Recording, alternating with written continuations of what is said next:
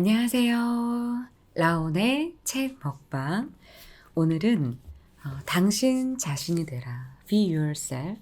양창순 작가님의 책을 먹어보도록 하겠습니다.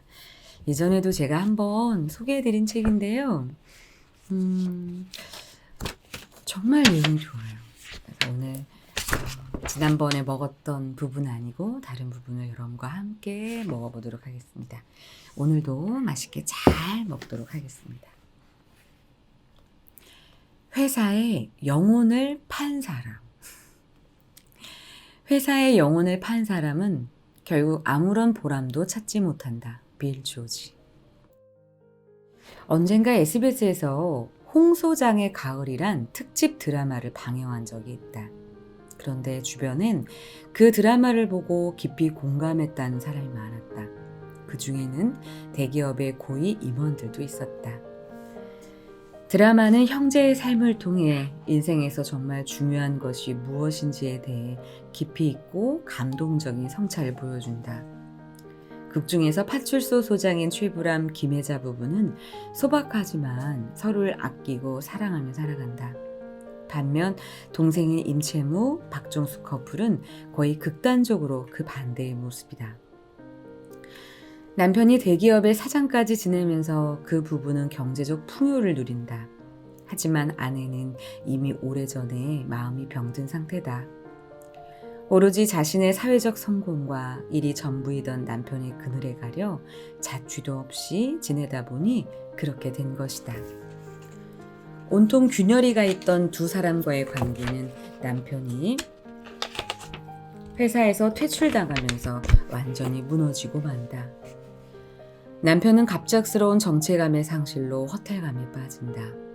참으로 오랜만에 자기 자신을 돌아보게 된 그가 마치 고해성사라도 하듯 말한다. 난 그동안 내가 잘난 줄 알았어. 그런데 내가 잘난 게 아니라 내 위치가 그렇게 만든 것이었어. 드라마를 본 많은 사람이 바로 이 고백 앞에서 전율이 일 만큼 공감을 했다고 한다.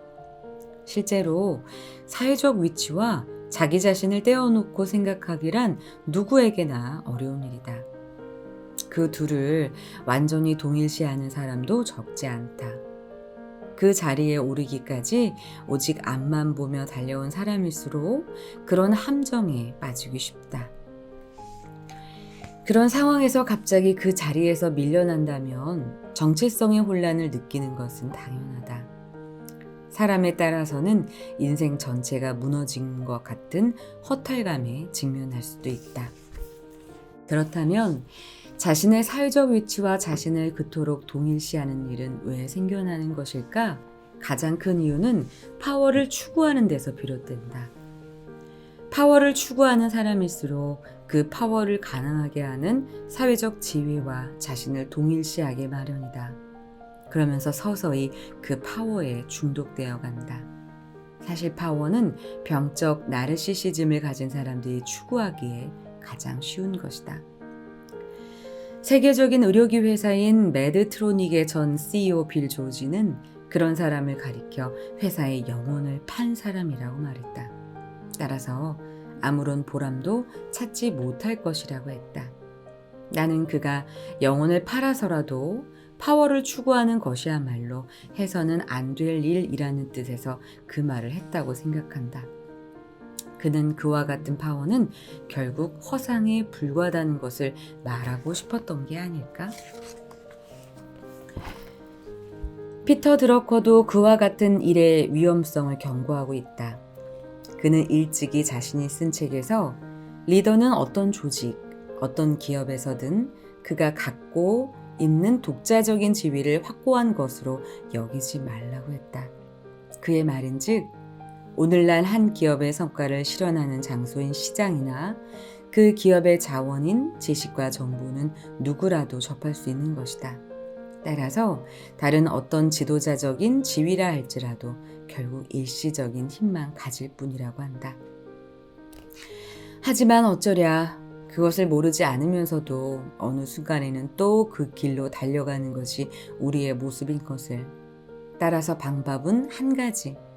틈틈이 멈춰서서 자신의 정체성을 돌아보는 수밖에 없을 듯 싶다. 그리고 삶에서 진정 소중한 것이 무엇인지, 너무 앞만 보고 달리느라 내가 그것을 놓치고 있는지 아는지 점검하는 능력을 키워가는 수밖에. 그래야 내가 누구인지, 무엇을 가지고 있는지 제대로 볼 수 있지 않겠는가. 정서적 네트워크를 유지하는 방법. 자기의 책상을 떠날 수 없을 정도로 회사 일에 충성하는 사람은 바로 그 자리에 앉아있을 자격이 없는 사람이다. 웨인 다이어.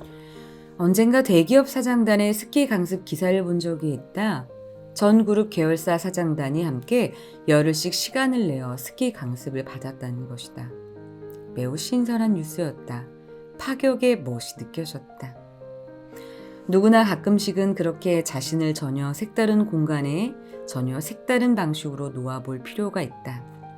그런 파격이야말로 정신의 회복에 꼭 들어맞는 일이기 때문이다. 융은 인간이 상대적 폐쇄 체계를 갖고 있다고 한다. 예를 들어 지나친 자기만족은 우리를 새로운 경험으로부터 차단한다. 내 손에 만족스러운 요소가 다 들어있으니 굳이 외부에 날 개방할 필요가 없다. 따라서 스스로를 폐쇄시킨다. 그런데 문제는 신선한 공기와 신선한 자극까지 차단된다는 것이다. 그러면 자동적으로 생겨나는 것이 권태와 무기력이다. 나르시시즘도 비대해진다. 그런 상태가 이어지면 고인물이 썩듯이 더 이상 성장과 발전은 기대할 수 없다. 개인이나 조직에 그보다 더 큰 위험한 요소도 없다. 그런 위험을 막기 위해서는 새로운 경험과 새로운 자극에 나를 개방해 놓을 수 있어야 한다. 그래서 필요한 것이 정서적 네트워크다. 정서적 네트워크는 두 가지로 나눌 수 있다. 하나는 휴식이나 재충전을 통해 정신적 회복의 시간을 갖는 것이다.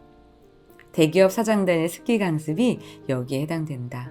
다른 하나는 사람들과의 사이에 친밀한 관계망을 넓혀 나가는 것이다. 과도한 업무와 꽉 짜인 스케줄은 리더들에게 좀처럼 쉴 수 있는 시간을 허락하지 않는다. 재충전이 필요하다는 위험 신호가 삐삐 울리지만 그냥 모른 채 한다. 한번 멈추면 쉽게 다시 일어서지 못하리란 두려움이 너무 크기 때문이다. 왜? 자기 자신도 아는 것이다. 자신을 너무 혹사시켜 왔다는 것을. 하지만 모든 일에는 끝이 있는 법이다. 마침내 배터리가 다 소진되는 순간이 오고야 만다. 그래서 전문가들은 부디 제발 휴식과 재충전의 시간을 가지라고 말한다. 코퍼릿 애슬리트란 개념을 다룬 책 몸과 영혼의 에너지 발전소에 보면 다음과 같은 구절이 나온다. 회복의 시간은 본질적으로 창조성과 긴밀하게 연결되어 있다.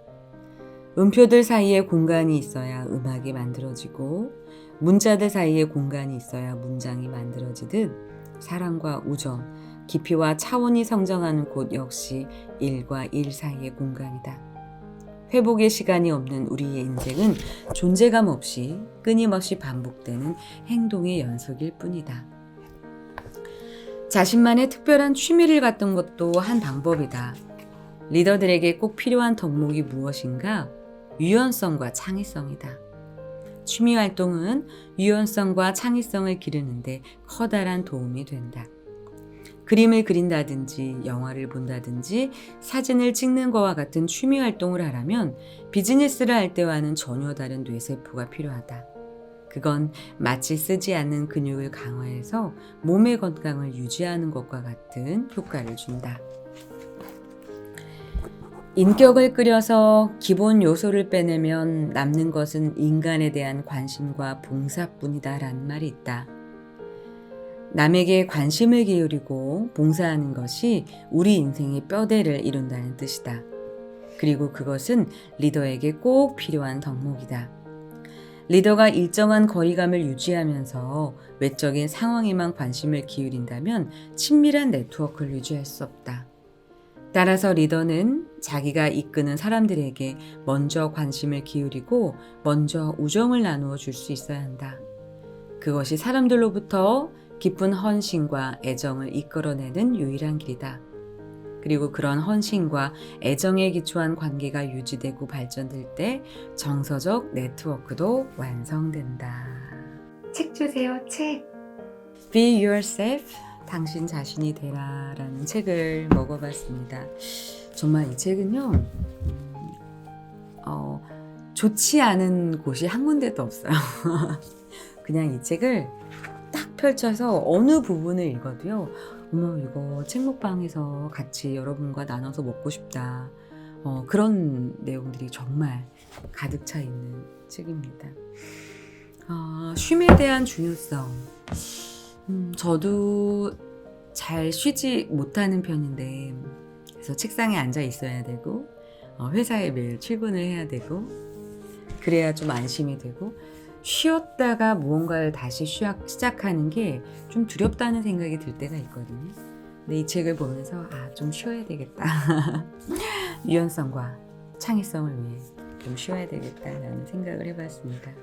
여러분도 너무 달려가고 있다면 좀 이 책을 한번 읽어보시면서 내 삶을 돌아보셨으면 좋겠습니다.